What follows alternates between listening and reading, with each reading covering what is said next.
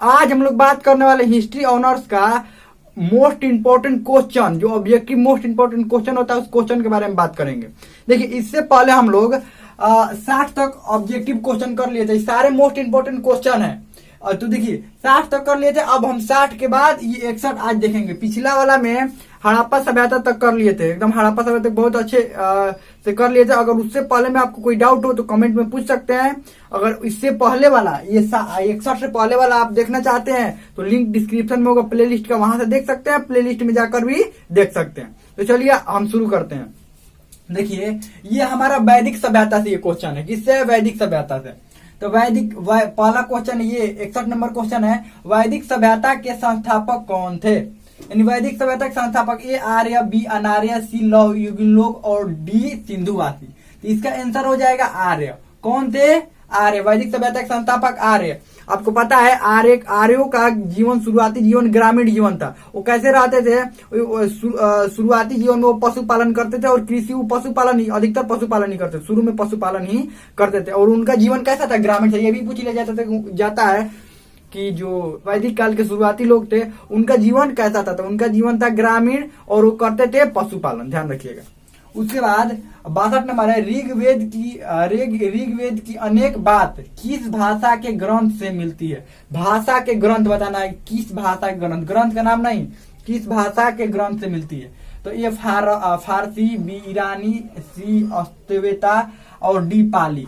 तो इसका आंसर हो जाएगा बी, ईरानी भाषा के ग्रंथ से क्या मिलती है? ऋग्वेद की अनेक बातें मिलती है। अब ईरानी भाषा के ग्रंथ तो कौन सा है? तो अवेस्ता है, अवेस्ता ग्रंथ से ही मिलती है। देखिए, ग्रंथ का नाम भी इसमें डाल दिए हैं।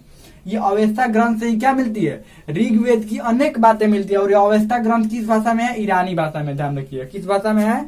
ईरानी भाषा में अवेस्ता ग्रंथ। अगला है, ये देखिए ऋग्वेद की बहुत सारी बातें मिलती है इससे।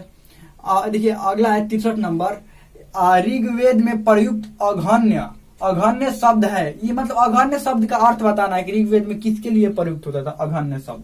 ये अघन्य जो शब्द था ये किसके लिए प्रयुक्त होता था? ए पुजारी, बी गाय, सी स्त्री और डी ब्राह्मण। तो ये प्रयुक्त होता था गाय के लिए। कि आपको पता है ये जो वैदिक काल में सबसे पवित्र सबसे पवित्र जीव किसको माना जाता था? गाय को ही माना जाता था, सबसे पवित्र जीव माना जाता था। अगला है 64 नंबर, आरंभिक आर्य को जानने का मुख्य स्रोत क्या है? जो शुरुआती आर्य थे उनको जानने का मुख्य स्रोत क्या है? मान लीजिए कैसे पता चलेगा शुरुआती आर्य कहाँ रहते थे? किससे पता चलता है कि वो कहाँ रहते थे, उनका जीवन कैसा था, वो किससे पता चलता है? ये तो ऑप्शन है अभिलेख, बी है ऋग्वेद, सी उपनिषद और डी आरण्यक। तो ऋग्वेद से पता चलता है उनका आरंभिक जीवन के बारे में, कैसे रहते थे, कृषि करते थे, पशुपालन करते थे, क्या करते थे, कहाँ रहते थे, ये सब किससे पता चलता है? ऋग्वेद से पता चलता है। अगला है 65 नंबर, ऋग्वेद में आर्य का निवास स्थान कहाँ बताया गया है? यानी कि ऋग्वेद में आर्यों का निवास स्थान कहाँ बताया, मतलब कहाँ पर आर्य रहते थे? ए ब्रह्मर्षि देश, बी उत्तरी ध्रुव, सी सप्त सैंधव प्रदेश और डी मगध। तो ऋग्वेद में बताया गया कि ये सप्त सैंधव प्रदेश में रहते थे। कहाँ पर? सप्त सैंधव प्रदेश। अब सप्त सैंधव प्रदेश का मतलब क्या हुआ? देखिए, सप्त सैंधव प्रदेश मतलब सिंधु और उसके सहायक नदियों के आसपास रहते थे।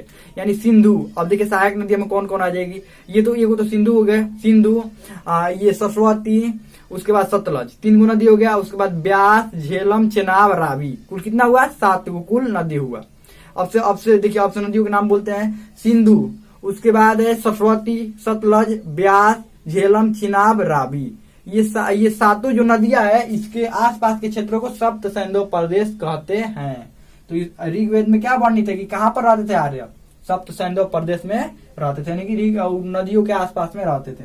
66 नंबर है, अस्कनी किस नदी का प्राचीन नाम है? Option A Sindhu, B Sutlej, C Chenab और डी रावी। तो ये आंसर हो जाएगा सी चेनाब। चेनाब नदी का पुराना नाम अस्कनी है। अगला है 67 नंबर, ऋग वैदिक काल में वर्ण व्यवस्था को कितने भागों में बांटा गया था? यानी कि ऋग वैदिक काल में वर्ण व्यवस्था को कितने भागों में बांटा गया था? Option A 8, option B 6, option C 10 और ऑप्शन डी 4।